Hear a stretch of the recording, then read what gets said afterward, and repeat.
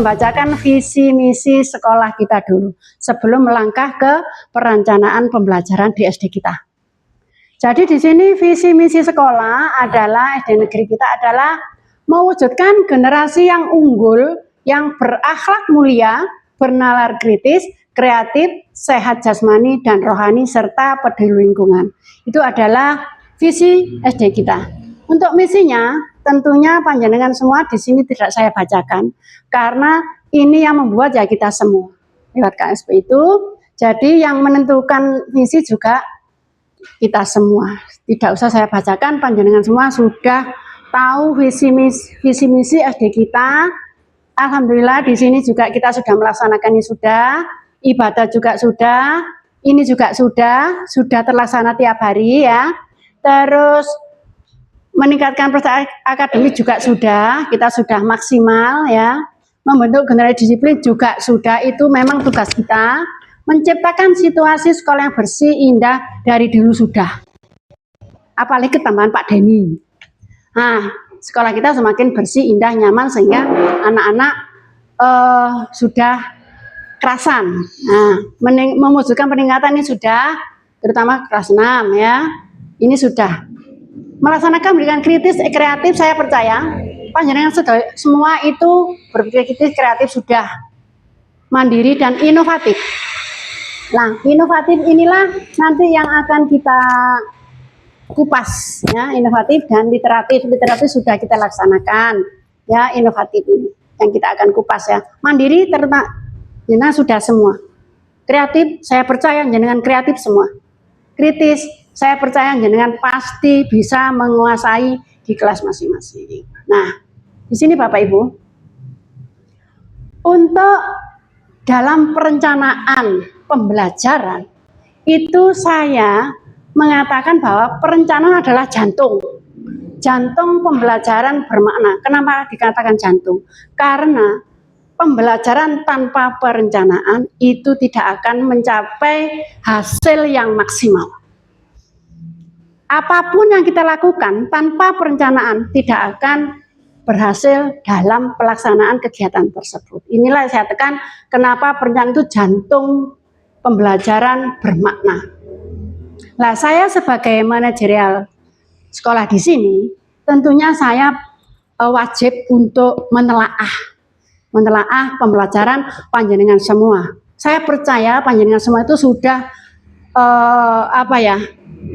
profesional, sudah tahu tanggung jawab masing-masing. Tapi memang saya sebagai manajerial di sini juga harus melaksanakan itu perencanaan apa yang jenengan buat dan sebagainya. Ini ya, menyusun pembelajaran kayak apa sesuai jadwal pelajaran modul ajar ya.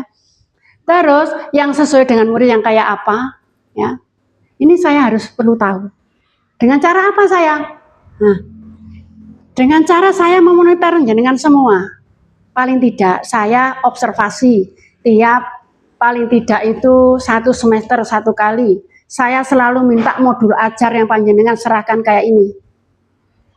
Ini adalah bentuk sebagai perencanaan ya. Ini modul ajar setiap kelas masing-masing selalu saya minta. Ya. Ini yang saya lakukan untuk memonitor pelaksanaan perencanaan pembelajaran panjenengan semua ya. Karena itu merupakan tanggung jawab saya Bapak Ibu Guru ya. Nah, terus fokus utama dalam perencanaan adalah kenapa ada perencanaan? Karena perencanaan itu harus menjadi fondasi yang kuat. Tanpa perencanaan, panjenengan semua tidak akan tahu batas-batas yang jenengan ajarkan. Ya, batas-batas sampai di mana pembelajarannya sesuai dengan jadwal pembelajaran yang panjenengan buat semua. Itu. Kenapa perencanaan itu seandainya jenengan langsung ajar, tidak mungkin langsung efektif dalam pembelajaran. Tidak ada perencanaan, tidak tahu jenengan memakai metode apa, tidak tahu jenengan memakai media pembelajaran apa, tidak tahu jenengan penilaian murid dengan asesmennya kayak apa. Tapi dengan adanya perencanaan sebagai jantung pembelajaran bermakna, jenengan pasti sudah tahu, oh yang saya ajarkan ini, hari ini. Sesuai dan panjenengan membuat modul ajar, di situ tentunya sudah ada metode, sudah ada media, sudah ada penilaian materi. Itulah yang merupakan suatu perencanaan sebagai jantung pembelajaran yang bermakna bagi jenengan sendiri dan bermakna bagi murid panjenengan semua. Nah, ini kita lewati. Terus saya mempunyai 3 tujuan. 3 tujuan utama memandu perencanaan pembelajaran. Tujuan 1 adalah memenuhi kebutuhan murid. Nah, untuk memenuhi kebutuhan murid, setiap guru itu harus mempunyai perencanaan yang matang, ya, dengan melalui modul ajar tersebut. Yang bagaimana cara saya pembelajaran yang menyenangkan bagi murid? Jenengan pasti berpikir, oh saya harus begini, saya harus mempunyai metode begini, saya mempunyai penilaian begini. Bagaimana cara saya menerangkan ke anak supaya menyenangkan, tapi pelajaran itu betul-betul bermakna bagi anak, betul-betul berkesan bagi anak, betul-betul menyenangkan bagi anak, dan kita memasukkan ilmu itu biar apa ya? Anak itu tetap ingat terus, ya apa caranya, gitu ya. Dengan cara apa? Ya media pembelajaran itu tentunya, karena dalam era begini ini yang kita terapkan adalah kalau dulu tuh guru selalu ceramah terus, tapi kita sekarang ini adalah sebagai fasilitator ke anak. Jadi kita itu hanya memandu anak, bagaimana anak berkreatif, bagaimana anak itu bisa mengerjakan, kita memandu. Itu tugas kita sekarang. Makanya kalau media pembelajaran kurang, kita akan bingung. Itu. Jadi mohon nanti media pembelajaran, karena di sini kita juga banyak alat peraga yang sudah ada, itu mohon tapi saya lihat semua sudah menggunakan sesuai dengan modul ajarnya. Nah ini ya, menjamin keselarasan. Nah, menjamin keselarasan ini maksudnya adalah di dalam modul ajar itu pasti ada capaian pembelajaran. Apa yang dengan capai dalam pembelajaran modul ajar tersebut? Terus alur tujuan sudah ada semua di situ. Metode ajar, opo sing tak ulangi, metode apa yang harus kita ajarkan. Tidak harus satu fokus metode pembelajaran. Metode pembelajaran adalah macam-macam. Termasuk nanti kita masuk ke inovatif pembelajaran, metode itu. Sehingga anak merasa senang, ganti-ganti, tidak ceramah saja, ya. Ini adalah instrumen penilaian. Ini jelas harus ada di dalam pembelajaran di kelas. Itu ya, nomor 2. Nomor 3, membangun budaya profesional. Nah, ini adalah yang kita laksanakan adalah kolaboratif. Kolaboratif yang berkelanjutan dalam tim guru. Nah, itu sudah kita laksanakan, yaitu kita mempunyai komunitas Sekuar Eksotik di SDN 1 Bendosari. Di situ kita di dalamnya kita selalu diskusi tentang pembelajaran eksotik kayak apa bersama dengan saya pandu, dengan saling bertukar ilmu di sini antar teman, sharing menghadapi anak itu kayak apa, pembelajarannya kayak apa, inovatif kayak apa yang harus kita terapkan di situ. Ini sangat penting Bapak Ibu Guru. Sangat penting ini untuk perencanaan sebagai proses belajar bersama. Lah kita sama-sama belajar, gak ono sing pinter, gak ono sing sama saja. Kita sama-sama, ya. Ini yang mungkin untuk yang tujuan utama pembelajaran. Nah, sekarang langkah-langkah yang harus saya ambil di dalam memandu perencanaan efektif, terutama paling tidak saya tahu panjenengan semua itu sudah membuat perencanaan apa belum? Saya pasti tanya, sampai di mana? Terus jadwalnya kayak apa? Modulnya? Terus metodenya apa? Saya pasti tanyakan. Karena itu merupakan suatu kebutuhan guru, kebutuhan dasar guru untuk mengajar siswa. Ini betul-betul saya menganalisa dengan adanya penilaian ini. Penilaian setiap semester ini, ya. Ini sudah saya nilai semua, dan penilaian panjenengan semua sudah saya nilai di laptop, sudah terkumpul di situ. Tiap-tiap guru itu sudah ada pembuktian bahwa memang saya harus betul-betul observasi panjenengan, bukan berarti saya minteri mboten nggih Bapak Ibu guru nggih. Karena itu memang tugas sebagai manajer sekolah. Jadi untuk modul ajar sudah ya. Terus yang Kolaborasi aktif.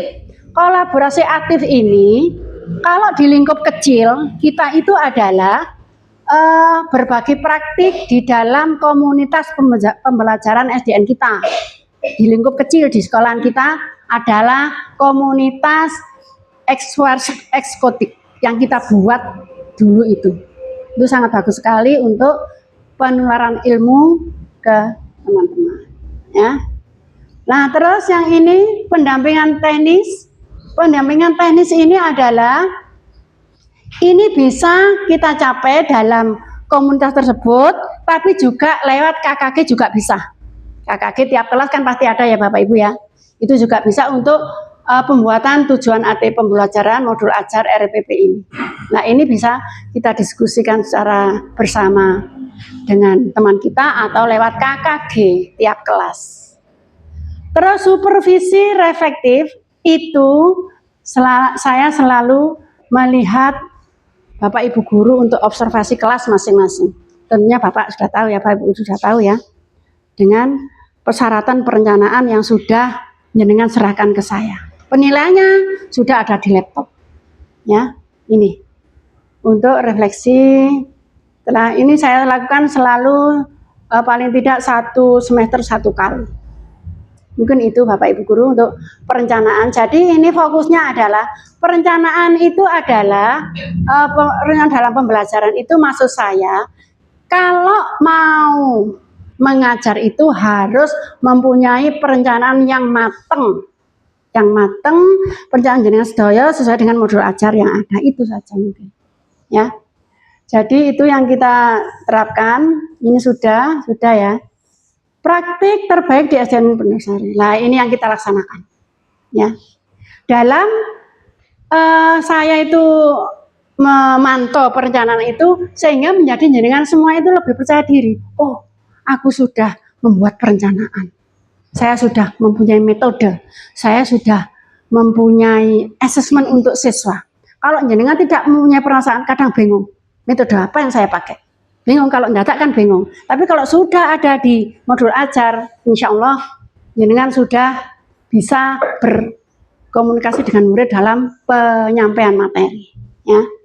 Terus di sini ada klinik perencanaan pembelajaran. Nah, klinik perencanaan pembelajaran ini tentunya kita setiap awal semester itu kita akan membedah kurikulum dan merancang modul ajar apa saja yang disupervisi saya. Pasti itu sudah ada, ya. Terus metode coaching. Coaching itu begini Bapak Ibu.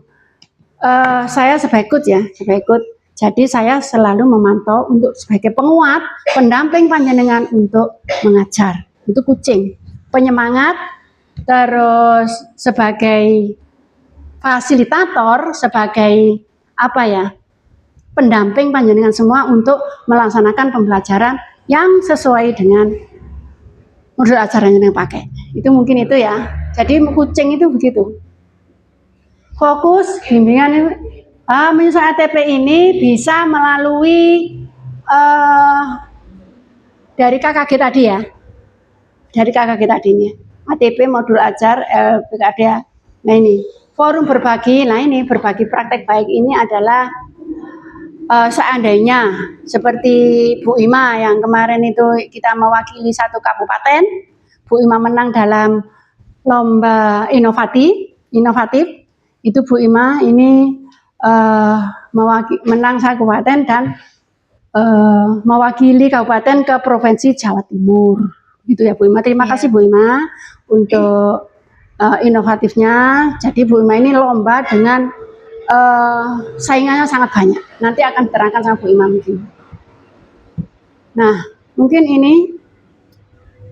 Nah, ini Bapak Ibu, dampak nyata perubahan kualitas pembelajaran. Setelah saya melaksanakan evaluasi atau pembelajaran atau evaluasi pembelajaran, itu saya bisa mengevaluasi. Setelah saya melaksanakan ini Bapak Ibu, melaksanakan observasi kelas, itu saya bisa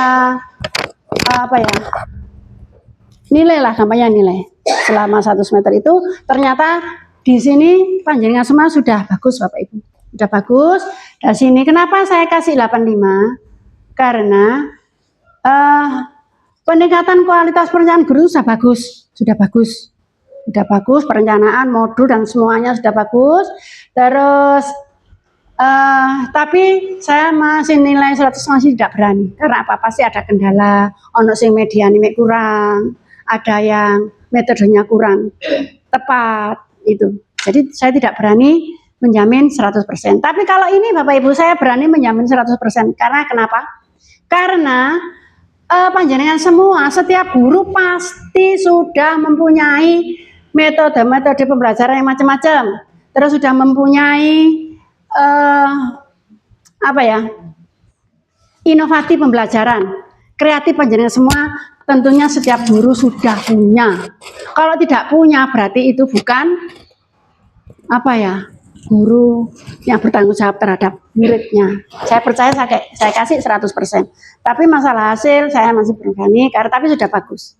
Nah ini inovatif proyek saya ini masih mengatakan 4. Kenapa? Karena yang saya lihat itu masih metodenya masih ada yang metode AI, game, terus kartu kata dan sebagainya lah. Itu masih ada 4 selama saya observasi itu Bapak Ibu. Mungkin itu Bapak Ibu yang perlu ini sudah mungkin tidak masuk di situ ini ya. Jadi saya menerangkan cuma ini saja ya. Jadi kesimpulannya adalah dalam saya sebagai manajer sekolah itu selalu memantau pembelajaran panjenengan semua itu melalui perencanaan. Ya. Mungkin ada pertanyaan Bapak Ibu. Monggo. Selama saya yang belum jelas, opo jantung itu, opo dan sebagainya, monggo. Akan saya terangkan satu persatu. Monggo Bu Wiwit. Perencanaan pembelajaran ya Bu, ini mengupas tentang perencanaan pembelajaran. Ya. Di situ tadi ada pembelajaran yang inovatif dan efisiensi. Mungkin bisa dijelaskan lagi bagaimana pembelajaran yang inovatif dan efisien Bu.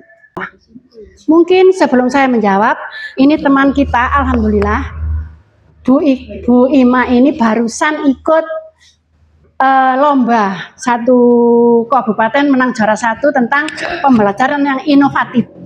Mungkin Bu Ima bisa menjelaskan sedikit apa yang dimaksud inovatif itu sehingga jenengan itu bisa menang sak kabupaten dan mewakili ke provinsi. Monggo Bu Ima. Monggo. Baik, terima kasih.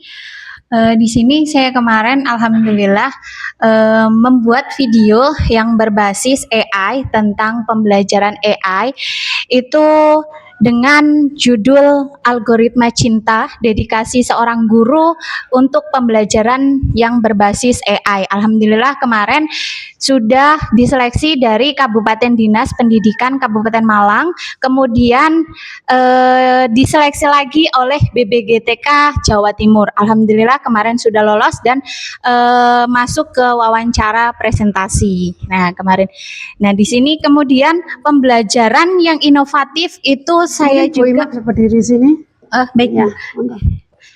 Jadi untuk pembelajaran berbasis inovatif itu kemarin saya juga menggunakan aplikasi Lumi dan alhamdulillah kemarin juga mendapat juara 1 dari Dinas Pendidikan Koordinator Kecamatan Pujon. Ya, aplikasi Lumi itu di dalamnya itu berbasis AI yang di dalamnya ada sebuah materi video-video, kemudian ada lagi substansinya, isi ataupun inti-inti materi tersebut, kemudian ada lagi asesmennya di situ. Dan asesmen itu untuk mengukur seberapa jauh anak itu bisa mencapai keberhasilan tujuan yang kita pembelajaran itu dengan memakai aplikasi Lumi. Kalau ibu-ibu nanti bisa diklik aja aplikasi Lumi di Google, nanti di situ akan tertera bagaimana kita akan menggunakannya. Dan nanti kita akan berbagi praktik juga, bisa kita sharing-sharing tentang aplikasi Lumi juga. Itu seperti itu Bu, itu pembelajaran yang berinovatif. Dan ketika pembelajaran pembelajaran berinovatif kita mengarahkan ke bermaknaan, kita bisa mendokumentasikan. Kita bisa mendokumentasikan dengan cara apa? Memvideo, kemudian kita melalui memvideo, kemudian kita menjadikan proyek, dicantumkan di YouTube atau media sosial kita, seperti itu. Dan tentunya kita sebagai guru sekarang beralihnya ke semuanya sekarang zaman kemajuan teknologi berbasis AI. Banyak guru-guru yang terpanggil dari BBGTK kemarin sharing-sharing, ternyata apa? Mereka BBGTK juga mempunyai nilai yang bagus untuk guru-guru. Dia melihat media sosial kita juga. Karena apa? Oh, guru-guru ini kreatif ataupun inovatif atau tidak. Dilihat dari media sosialnya juga. Jadi kita sebagai guru zaman sekarang, masa modern, masa teknologi, gunakan yang sebaik-baiknya untuk pembelajaran dan menyampaikan berbagai ilmu yang kita dapatkan. Seperti itu. Dengan melalui apa? Bisa berbagi praktik, bisa melalui media sosial dengan cara memvideo, kemudian ditaruh di YouTube ataupun Instagram ataupun TikTok, bisa disebarluaskan. Seperti itu, Bu. Terima kasih. Terima kasih Bu Ima dengan penjelasannya. Mungkin alhamdulillah teman kita itu bisa mewakili ya ke provinsi. Terima kasih ya Bu Ima. Mungkin saya bisa menambahkan kalau inovasi itu ada bermacam-macam. Sepertinya metode ada AI, ada game dan lain sebagainya Bu. Mungkin begitu. Untuk metode kucing itu tadi kan pendampingan. Contohnya pendampingan seperti apa ya Pak? Pendampingan contohnya anak-anak voli, apa itu termasuk metode kucing gitu. Terima kasih. Terima kasih Bu ya. Jadi Bu tanya, apa sih metode kucing itu? Mungkin begitu ya. Nah begini, metode kucing itu adalah saat kita mau coach itu adalah kayak pelatih dan sebagainya. Coach kayak pelatih ya. Kayak voli ada coachnya, sepak bola ada coachnya. Begitu juga dalam pembelajaran. Coachnya adalah saya. Jadi saya akan selalu memonitor pembelajaran panjenengan semua, perjalanan pembelajaran itu namanya coach. Coachnya adalah saya. Karena tugas saya adalah sebagai coach adalah penyemangat itu tadi ya, penyemangat, pendamping, pembelajaran dari saya yang bisa diterapkan di dalam kolaborasi di dalam komunitas kita. Itu mungkin dari yang dimaksud dengan metode kucing adalah coach adalah pelatih. Nah kebetulan di sini kalau memang di SDN 1 di sini adalah coachnya adalah saya. Tapi tidak menutup kemungkinan saya juga tidak berdiri sendiri karena kita adalah kolaborasi antar teman sejawat yaitu melalui komunitas kita yang ada di SDN 1 Bendosari. Mungkin begitu Bu Ii. Terima kasih, sangat bagus. Yuk, siapa lagi yang mau bertanya? Ya.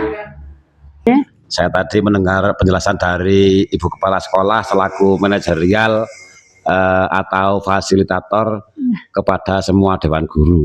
Di sini saya selaku pengampu PJOK di SD Negeri 1 Bendosari akan menambahkan khususnya tentang pelajarannya saya ampu. Di sini saya mengangkat tentang metode pembelajaran PJOK yaitu menekankan pendekatan holistik, aktif dan berpusat pada murid. Terus menggunakan metode seperti problem based learning, discovery learning dan project based learning. Di sini nanti akan saya jelaskan satu persatu karena kenapa kok saya mengangkat ini, karena tadi penjelasan dari Ibu Kepala Sekolah yaitu fasilitator yang mengarahkan saya ke situ. Nah, seperti itu. Yang pertama, pendekatan metode pembelajaran holistik yaitu memadukan aspek jasmani, mental, sosial, emosional, karakter melalui kegiatan belajar yang bermakna dan menyenangkan. Oke. Berikutnya pembelajaran aktif dan berpusat pada murid. Tadi jenengan juga sudah menyampaikan secara umum ya. Nah, siswa didorong untuk aktif mulai dari mengenalkan keterampilan dasar, mengolaborasi keterampilan gerak hingga memecahkan masalah. Kemudian problem based learning atau PBL yaitu menggunakan masalah sebagai titik awal pembelajaran. seperti pada modul ajar yang berfokus pada teknik lari, jarak pendek, start jongkok dengan diskusi dan penugasan. Oke. Ini meneruskan tentang Inovasi. apa namanya inovasi Ya, oke. dari inovasi dari apa namanya kucing ya. Kucing. Tuh, nggih. Ya, sebagai kucing sebagai pelaksana ke siswa. Betul. Oke, contoh. Betul. Oke, terima kasih. PCOK yang saya angkat itu. Oke, terima Ya. kasih Pak Iwan. Ya.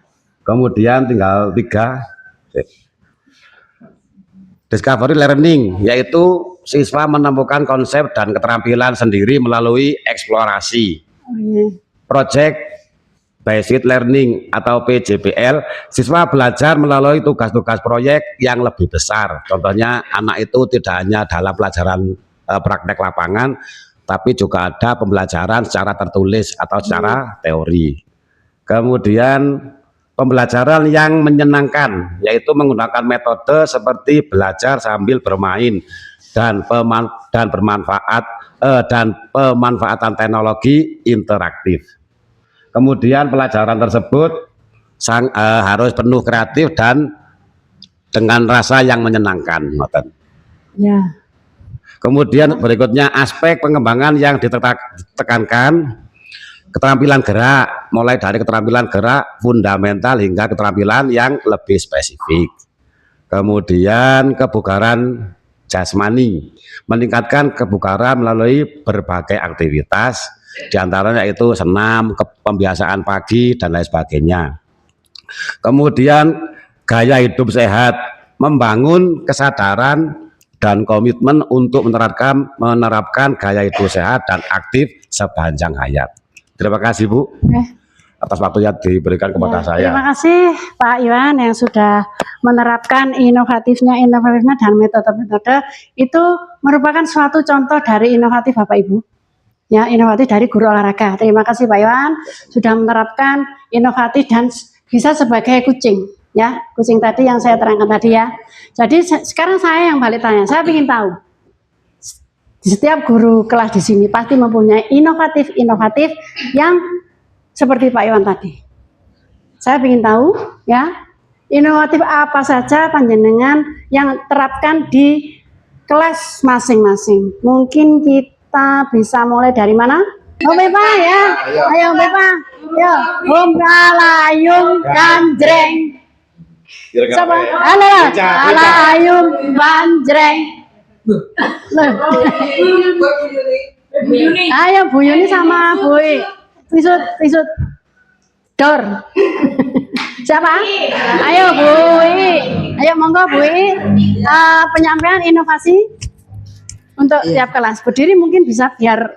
Nah, Ya, saya sebagai guru kelas 3, saya dalam pembelajaran sering menggunakan metode bermain. Contohnya bermain menggunakan uang. Anak-anak kan semuanya senang dengan uang. ya. Sehingga saya untuk pembelajaran matematika yang paling sering saya gunakan adalah menggunakan metode uang. Jadi anak-anak memahami tentang penjumlahan, pengurangan, dan pembagian. Oke, metode uang. Iya, metode uang itu ya. Oh, ya. Ya, berarti menggunakan uang. Jadi dia mengerti ya, media uang. mengerti tentang penjumlahan, pengurangan, dan pembagian. Oke. Ya, seperti itu. Terima kasih. Bu I ya. Apa gimana langsung tunjuk? Bu Yuni. Bu Yun, Bu Yun tadi kelas 6. Monggo Bu Yun. Berdiri Bu Yun, aku cek ketok. Untuk sengaja untuk kelas 6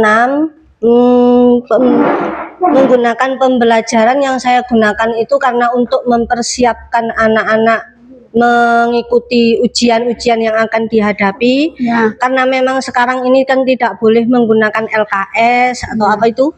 Saya menginovasi dengan mencari di AI itu tadi. Ya. Saya buat sendiri, saya bentuk-bentuk agar menarik anak untuk di samping materi juga soal-soal yang mereka bisa kerjakan setiap hari, Bu. Ya, Jadi melatih anak-anak untuk mengerjakan materi-materi yang sudah saya jelaskan. Setelah itu soal yang memang saya buat sendiri dari mencari di AI itu tadi. Jadi setiap hari saya usahakan anak-anak setiap hari ada soal-soal yang harus dikerjakan. Nah itu baru gitu loh Bu. Oh, iya. Jadi ketika nanti waktu ujian tiba, anak-anak tidak kaget atau gimana gitu loh Bu. Oh, iya, iya, Jadi iya, paham. itu yang saya gunakan. Oh, ya. Terima kasih. Ya, terima kasih Bu Yun untuk metodenya. Berarti mungkin kalau saya bisa menggarisbawahi adalah Bu Yun itu selalu membuat bank soal. Ya, bank soal yang ke murid-muridnya, sehingga muridnya itu selalu melihat bank soal dari awal sampai akhir pembelajaran dan sampai ujian. Terima kasih. Assalamualaikum warahmatullahi wabarakatuh. Waalaikumsalam warahmatullahi wabarakatuh. Terima kasih kesempatannya. Sebelum saya memaparkan tentang inovasi apa yang saya terapkan ke anak-anak kelas 1, saya mau sedikit menjelaskan. Inovasi itu kan kata dasarnya menginovasi, jadi mendorong anak-anak untuk menyukai, ya, menyemangati anak-anak. Nah, ini saya ambil materi bahasa Indonesia tentang gambar bercerita. Nah, kebetulan di kelas 1 ini yang sudah bisa baca cuma 1 anak. Ya. Jadi yang 3 itu belum bisa, masih mengeja. Jadi kebetulan saya pas materi gambar bercerita, sebelum anak-anak selesai pembiasaan, selesai berdoa dan sebagainya, kemudian sebelum saya membacakan cerita bergambar, saya dengarkan dulu anak-anak. Mereka berempat ini saling ngobrol. Saling ngobrol, entah saya dengarkan dulu. Jadi inovasi saya ini yang saya terapkan, saya mendengar dan mengamati anak-anak. Oh, ya. Saya dengarkan dulu anak-anak ini cerita tentang apa. Nah, kebetulan kemarin itu ada jaran kepang di Coban. Nah, mereka berempat itu saling cerita.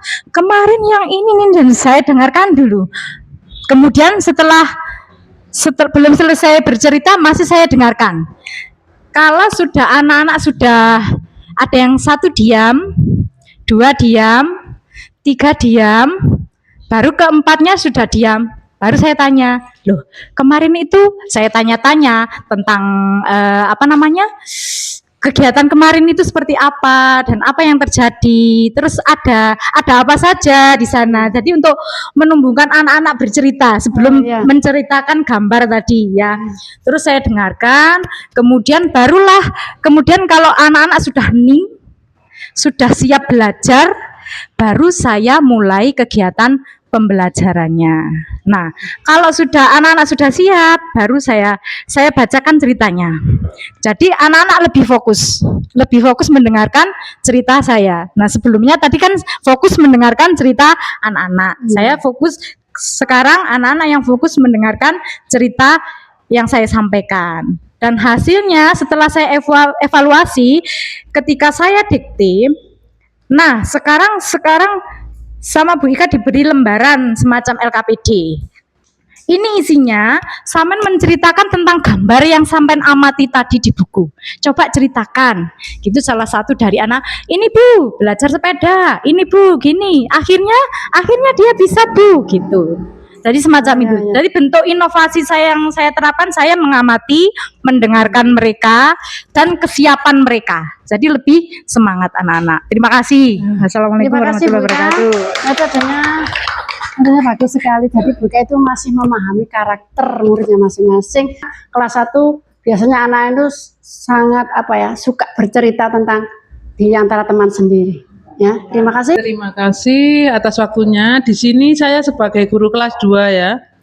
Saya ambil tema juga bahasa Indonesia karena dari kelas 1, kelas 2 itu selalu pelajarannya berkesinambungan ya Bu. Ya. Dari Bu Ika tentang bercerita tentang gambar. Ya. Di sini anak-anak perlu untuk membuat kalimat. Nah, nanti anak-anak kan terbiasa kalau cerita dengan temannya. Ya. Tapi kalau untuk menyusun kalimat itu anak-anak mungkin masih belum paham.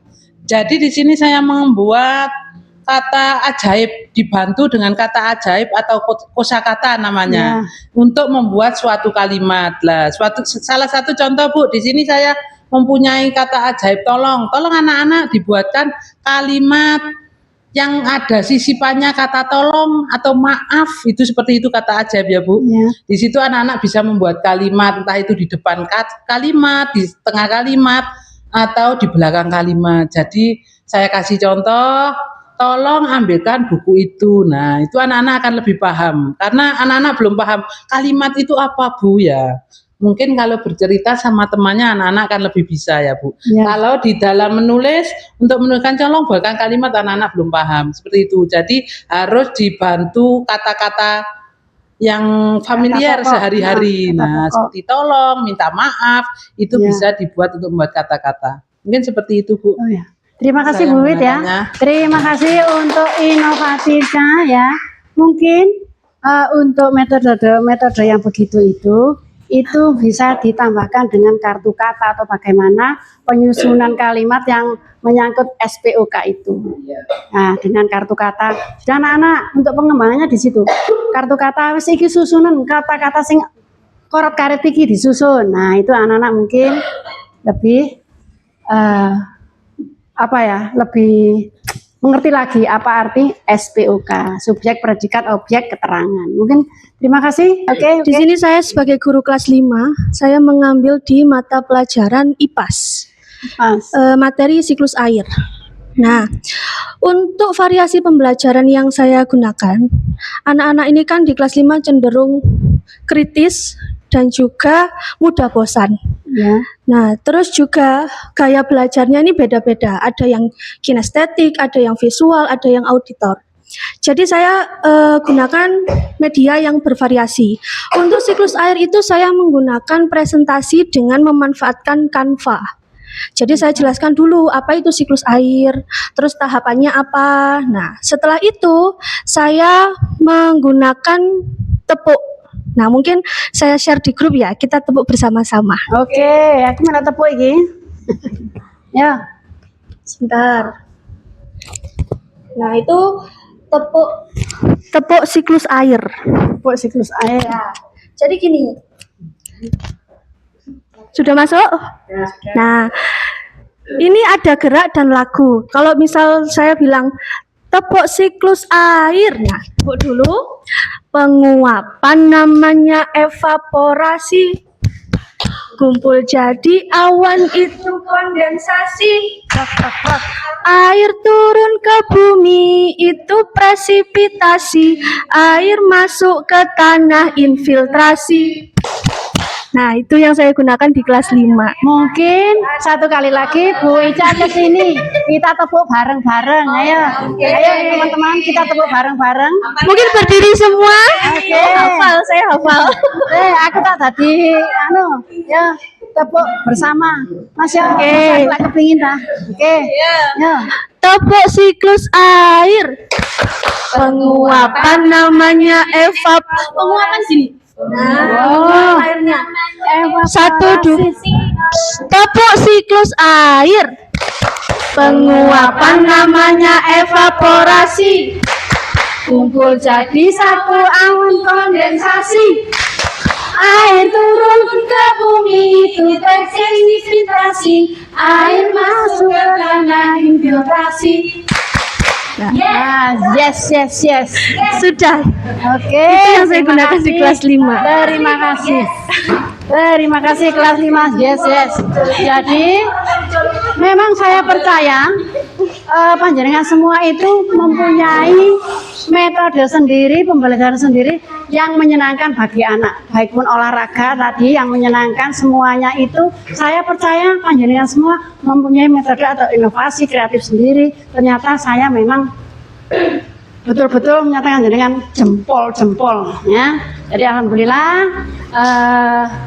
nanti Pak Iwan sudah ya, berarti sudah semua, saya paham, dan terima kasih untuk tanggung jawab panjenengan semua dalam pembelajaran siswa kita untuk mencapai pembelajaran yang efektif dan kreatif. Bapak Ibu, mungkin hari ini diskusi kita nyampe di sini, pertanyaan sudah, penyampaian inovasi tiap kelas sudah. Saya terima kasih banget atas inovasi panjenengan semua. Jadi semuanya itu memang sesuai dengan apa yang saya inginkan, yaitu perencanaan adalah jantung pembelajaran yang bermakna.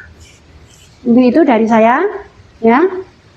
Ini, jadi semua tadi itu sudah masuk di dalam perencanaan pembelajaran di dalam kelas masing-masing. Semoga panjenengan semua itu tidak segan-segan untuk berkreatif dan berinovasi. Terima kasih dan jaga kekeluargaan kita, SDN Satu Bendosari yang tetap oke. Saya akhiri. Wassalamualaikum warahmatullahi wabarakatuh.